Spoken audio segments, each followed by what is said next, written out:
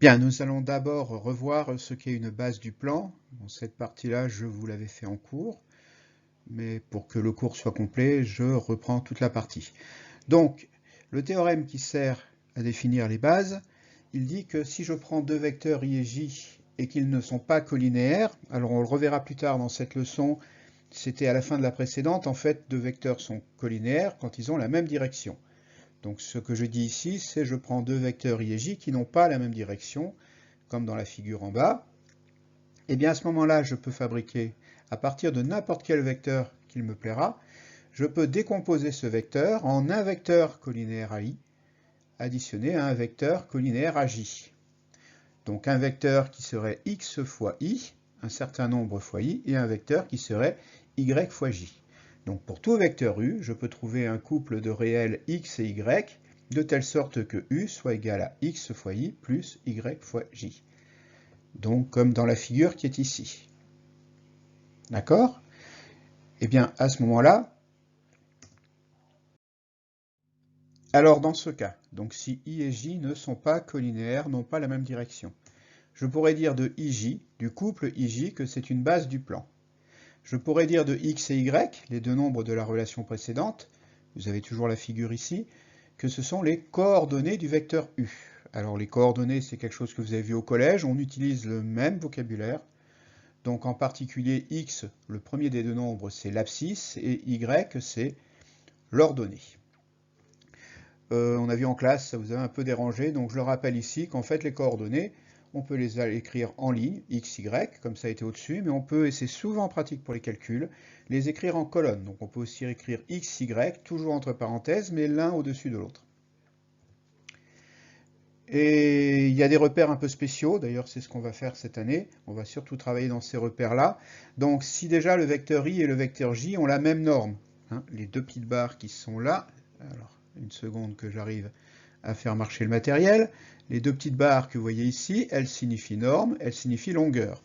Donc si mes deux vecteurs ont la même longueur, les deux vecteurs de la base, i et j, alors je dirais que la base ij est normée.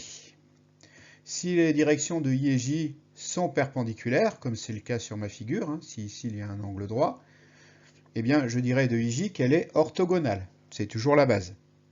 Et ce qu'on va utiliser le plus souvent, c'est une base où à la fois les vecteurs i et j ont la même norme, la même longueur, et où en même temps ils sont de direction orthogonale.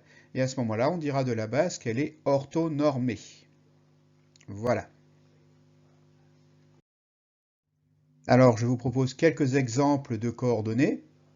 Normalement, vous devriez déjà savoir, mais c'est toujours bon de rappeler.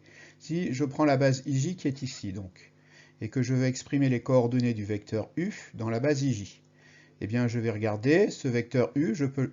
Ah, pardon. Ce vecteur u, je peux le fabriquer avec ce vecteur collinéaire à i, et je vois avec les carreaux qu'en fait il s'agit de 4i, et avec ce vecteur collinéaire à j, et je vois qu'ici il s'agit de 3j. Donc je pourrais dire du vecteur u qu'il a pour coordonnées 3, qu'il a pour coordonnées 4 et 3. Je fais la même chose avec le vecteur v. Eh bien, pour fabriquer le vecteur v en utilisant des vecteurs collinéaires à i et à j, je peux utiliser 3 fois le vecteur i, c'est ici, et je peux utiliser moins 3 fois le vecteur j. Je pourrais donc dire du vecteur v qu'il a pour coordonnées, cette fois-ci je les mets en ligne pour changer, 3 pour l'abscisse et moins 3 pour l'ordonnée.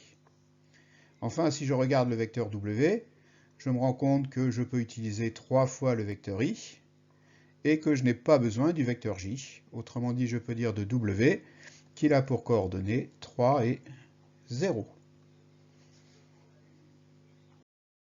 L'idée des bases et plus tard des repères, c'est de remplacer de la géométrie classique par des calculs.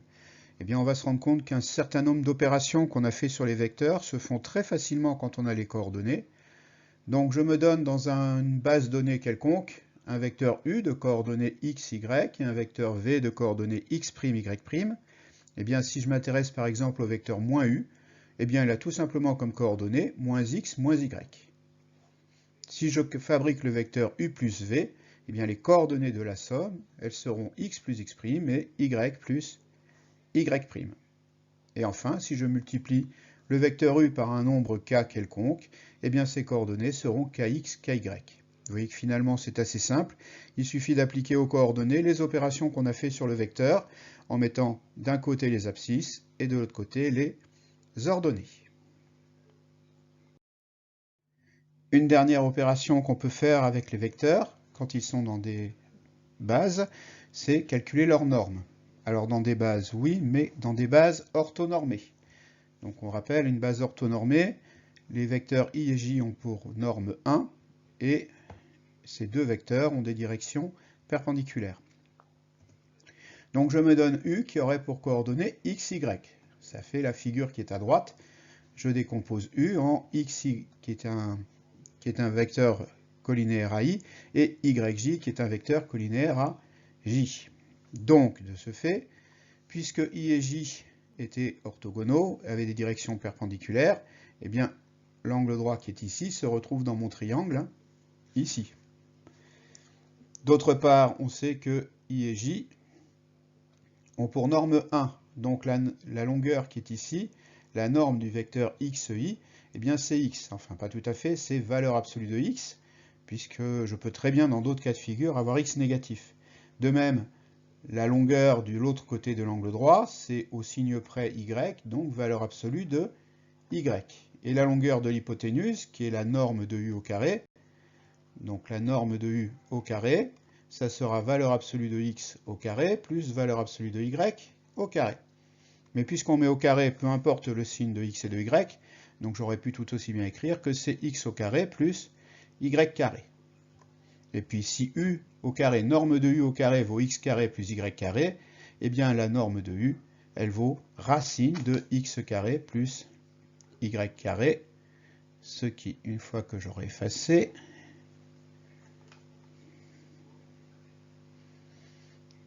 pire qu'avec un vrai tableau, ce qui devrait donner la formule qui est ici. Je vous propose d'utiliser la formule précédente dans quelques cas de figure.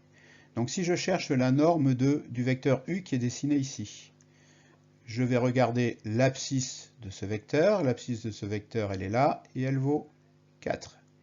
Je vais regarder l'ordonnée de ce vecteur, et l'ordonnée de ce vecteur, c'est 3. Donc je pourrais dire de la norme de u que c'est racine carrée de 4 au carré plus 3 au carré, autrement dit racine carrée de 16 plus 9, racine carrée de 25, qui bien sûr donne 5. Le vecteur u mesure 5 unités de longueur. Si je cherche maintenant la norme du vecteur v, eh bien je prends à nouveau ces coordonnées, à nouveau 3 pour l'abscisse, et moins 3 pour l'ordonnée. Eh bien, je fais donc 3 au carré plus moins 3 au carré, racine carrée du résultat, ce qui me donne bien sûr racine de 9 plus 9, c'est-à-dire racine de 18, c'est déjà pas mal, mais racine de 18 c'est racine de 9 fois 2, autrement dit c'est racine de 9 fois racine de 2, et écrit en forme simplifiée, la réponse c'est 3 racines de 2. Enfin, si je prends la norme du vecteur w, eh bien je me rends compte qu'il a pour abscisse 3, donc 3 au carré, que son ordonnée c'est 0, donc 0 au carré, ça fait donc racine de 9, et racine de 9, je retrouve bien sûr 3. Donc nous passons à la deuxième partie de la leçon, qui est sur les repères du plan. Les bases, qu'on a vues dans la première partie, servent à donner des coordonnées aux vecteurs. Les repères vont servir à donner des coordonnées aux points. Et ça va se faire en utilisant les bases. Donc pour fabriquer un repère du plan, je vais rajouter à une base un point O qu'on appelle l'origine. D'ailleurs, je pense que je n'ai pas pensé à le marquer. Donc j'ai O un point et IJ une base. Donc je rappelle, IJ une base, ça signifie deux vecteurs I et J qui ne sont pas collinéaires, qui n'ont pas la même direction. C'est ce qui est représenté. Hop, pardon. C'est ce qui est représenté ici. J'ai un repère. Et bien à ce moment-là, si je prends n'importe quel point dans le plan, je peux fabriquer le vecteur OM. Le vecteur OM. Ici. Et ce vecteur OM, dans la base IJ, je suis capable de lui donner des coordonnées. C'est ce qu'on a fait juste avant. Donc le vecteur OM, je peux l'écrire x fois i plus y fois j, avec x et y qui est un couple de nombres uniques. Eh bien, on dira donc de x, y à nouveau que ce sont les coordonnées du point M. Donc finalement, les coordonnées du point M, c'est la même chose que les coordonnées du vecteur OM. Et on va reprendre le même vocabulaire que pour les bases, à savoir normé, orthogonal, orthonormé. Vous reprenez le début du diaporama si vous avez déjà oublié ce que c'est. D'accord? Donc, maintenant qu'on est dans les repères, on peut, dans un repère, calculer les coordonnées d'un vecteur qui relie deux points d'un repère. Donc si ici je me donne A, et c'est un grand classique, je lui appelle ses coordonnées XA, YA, et les coordonnées d'un point B qui seraient XB, YB. Eh bien je me rends compte que pour aller de A à B, ici, il faut que je fasse ce déplacement en X, et ce déplacement en X, ce déplacement suivant le vecteur I, eh bien il est la différence qu'il y a entre XB et XA. Donc j'ai XB moins XA pour le déplacement I, et pour les déplacements Y, c'est pareil, on va de YA à YB, donc c'est la différence entre les deux, YB moins YAJ. Ce qui veut dire que les coordonnées du vecteur AB, on aurait pu le mettre avant, ça sera XB moins XA pour son abscisse, et YB moins YA pour son ordonnée. Alors on va faire la preuve de ce résultat, parce que je pense qu'il faut qu'on fasse au moins une preuve dans cette leçon, et croyez-moi, c'est sans doute la plus facile. Alors, par les définitions de ce qu'est un repère.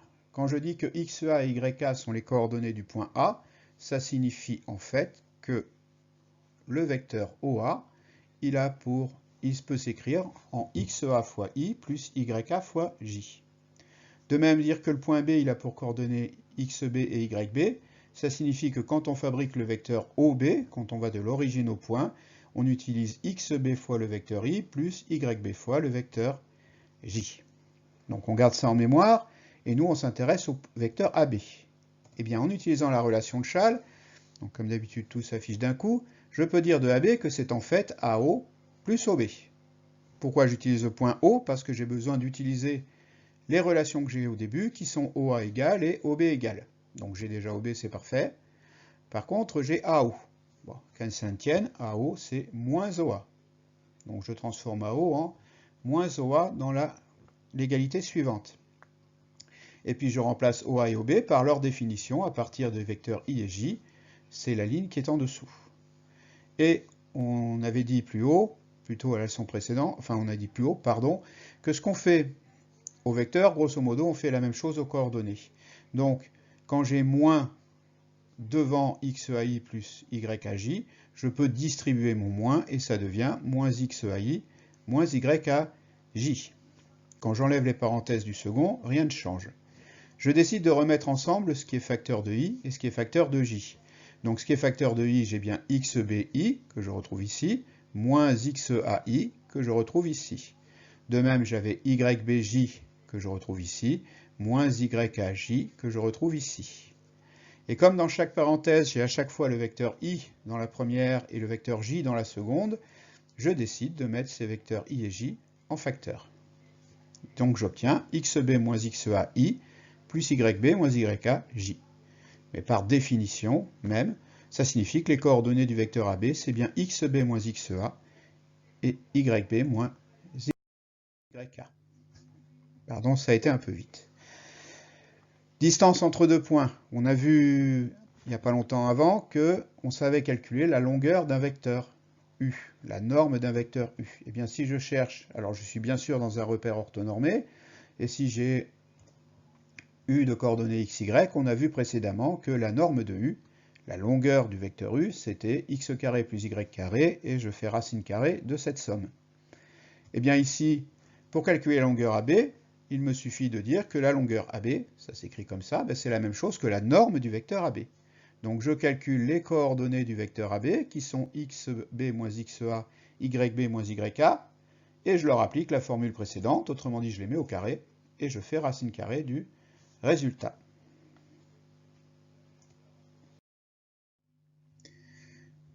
Encore une relation à connaître, si je me donne deux points de coordonnées xa, ya, xb, xyb, donc les points s'appellent a et b, eh bien j'ai une formule pour calculer les coordonnées de leur milieu. Donc j'appelle i le milieu de AB, eh bien les coordonnées de i, c'est xa plus xb sur 2, ya plus yb sur 2. Comment retenir cette formule? Eh bien finalement le milieu, c'est un peu la moyenne des extrémités. Le milieu i, c'est un peu la moyenne des points a et b.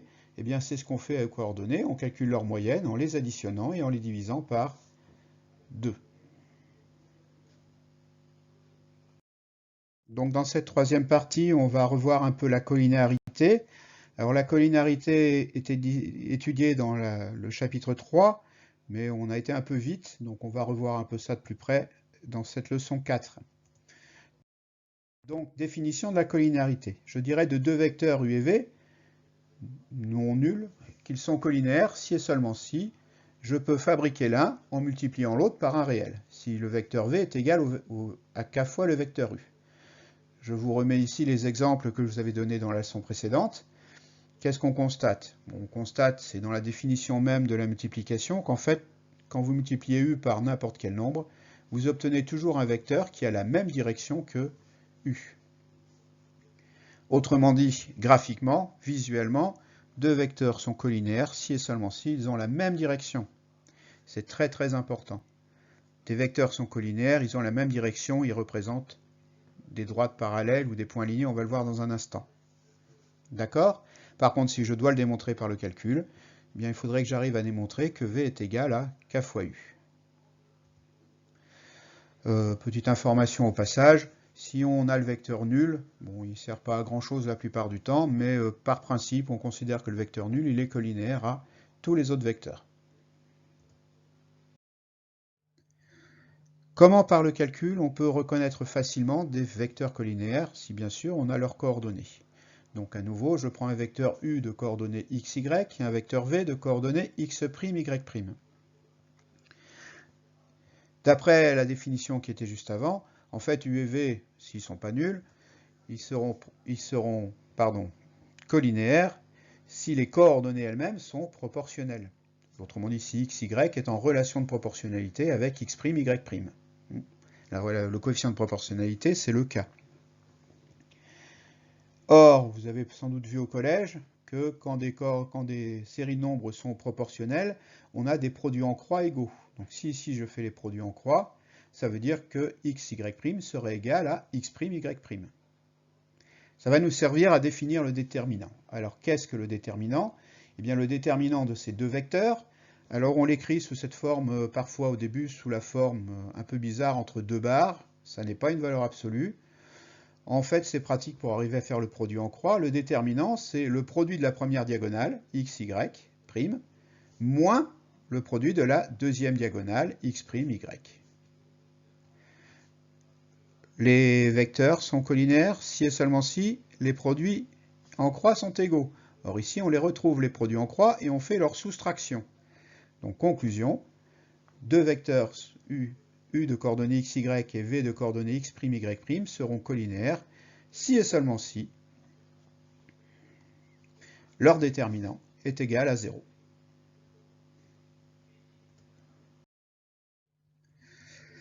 À quoi ça va nous servir pour faire de la géométrie? Eh bien en fait on retrouve des vecteurs collinaires dans deux situations principales. La première, c'est si je veux avoir des droites parallèles. Et donc, si deux droites AB et CD sont parallèles, eh bien si et seulement si les vecteurs AB et CD sont collinaires. C'est la figure qui est ici à gauche, qui est ici. Voilà, je ne vois pas trop rien à rajouter, désolé. Et puis il y a une deuxième situation avec seulement 3 points.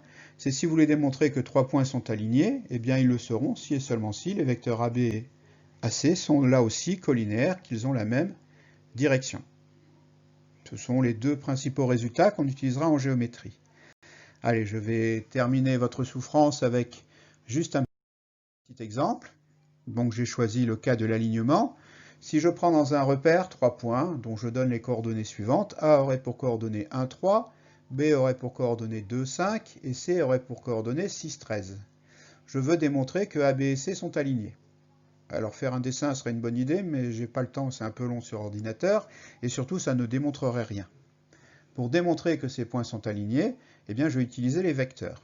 Je vais commencer par calculer les coordonnées du vecteur AB. Donc pour calculer les coordonnées d'un vecteur, on fait les coordonnées du point final moins les coordonnées du point initial. Ça me donne donc bien 2 moins 1, 5 moins 3, qui me donne les coordonnées 1, 2. Puis je vais calculer les coordonnées du vecteur AC de la même manière. Donc cette fois-ci, j'obtiens 6 moins 1, 13 moins 3, et donc 5, 10. Alors, on peut déjà se rendre compte que ces deux vecteurs sont collinaires. En effet, sans doute certains d'entre vous se sont rendus compte qu'en fait, le second, c'est 5 fois le premier. Si c'est difficile à voir, ou si vous ne voulez pas vous prendre la tête, eh bien, on va calculer le déterminant de ces deux vecteurs. Donc, c'est la formule qui était juste avant. Je fais 1 fois 10, donc premier produit en croix. Vous voyez, 1 fois 10. Et j'enlève le deuxième produit en croix, qui est 2 fois 5. Ça me donne bien sûr à nouveau 0. Et donc, si le déterminant est égal à 0, c'est que les vecteurs sont collinaires. Si les vecteurs sont collinaires, c'est que les points sont alignés. Allez, vous allez pouvoir vous reposer un petit peu. Cette vidéo est terminée.